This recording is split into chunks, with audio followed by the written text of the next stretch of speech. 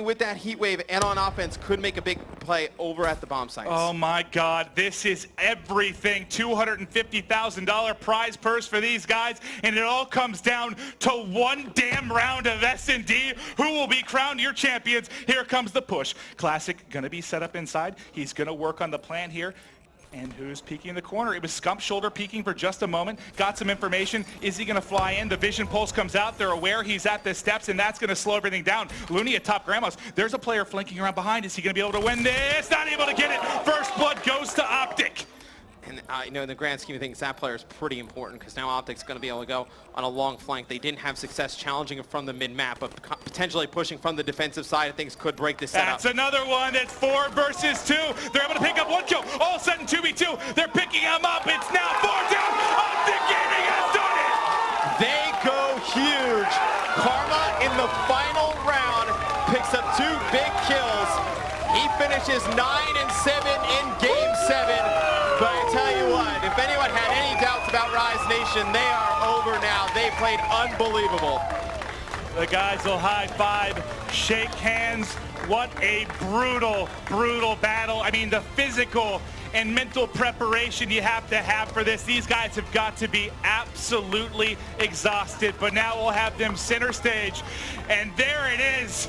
Optic Gaming are going to be your champions of Stage 1 North American Call of Duty World League.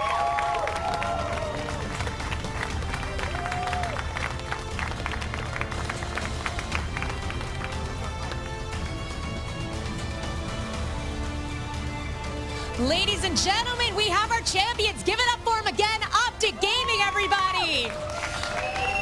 Look, you gotta show everyone this trophy. Hold it up. Come on, bask in this for a second here. You guys, Rise gave you a real run for your money, literally. What was the pressure and intensity like up here? Oh, that was absolutely ridiculous. The maps that they started winning were so close, so we were just like, okay, they're getting lucky. Things aren't going our way. Like, we were just trying to, like, ease ourselves. And then, I don't know, that last round, whew, I don't know what was going on. Honestly, I don't know what happened. I mean, it was insanity, but you guys are the champs. You can say it. Say it. We the champs, baby. We the champs. Hold it up. How are you guys going to celebrate? Probably go get some slices of cheesecake maybe and watch a movie, huh? Eat some cheesecake, watch a movie. All right, you know what we're going to do right now? We're going to invite the audience to come up on stage, celebrate with these guys. Everybody, give it up. Optic Gaming, everybody. Come on.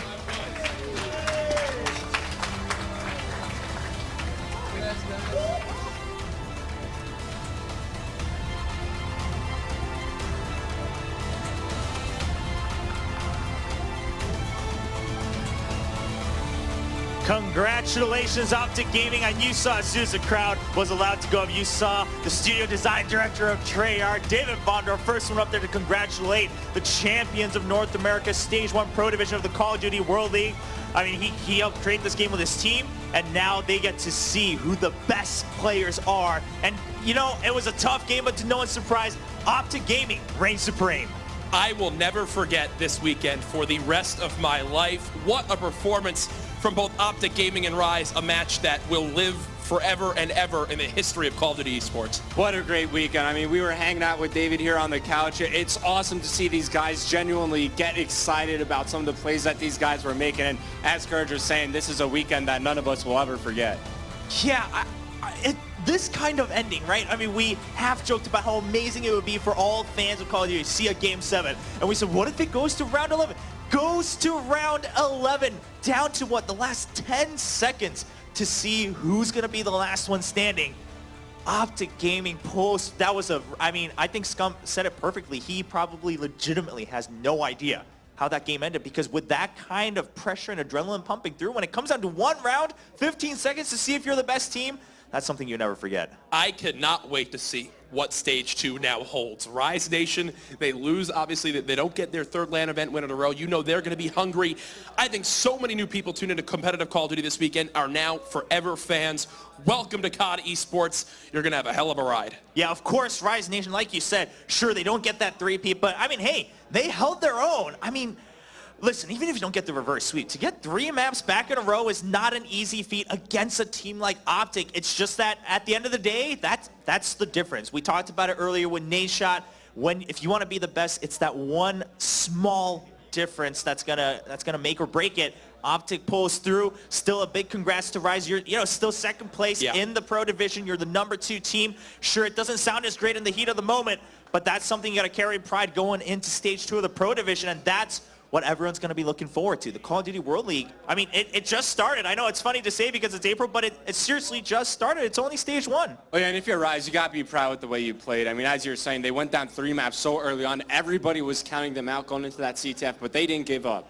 They kept on fighting till the very end. They pushed it to the last map, the last round, and unfortunately, they weren't able to walk away with a win. Again, the difference between that top 0.5, 0.1% and being in like top #2, Optic Gaming pulls through. No longer can anyone sit back at home and say, oh, Optic's only good at online, because they're holding that trophy. They did it on land. They did it on land. They did it on land. They're up there with the trophy, celebrating with the crowd. That wraps up stage 1 of the Pro Division of the Call of Duty World League. But guess what? Stage 2 is just around the corner. It's coming up real soon. We had, 2 new teams joining up, 2 old guards protecting their spots, going in with a champion now, that title to hold, the pressure that falls out to gaming. You 2 excited to continue? Of course, yeah, I'm very excited. There is so much to be excited for in competitive Call of Duty. We are just getting started. I cannot wait. It's going to be a crazy rest of the year, ladies and gentlemen. Thank you so much. Thank you to Sony PS4 for making this all happen, alongside, of course, Activision and Treyarch. To all the fans that tuned in this week and all of you here at the ESL Studios in Burbank, we'll see you next time on the Call of Duty World League.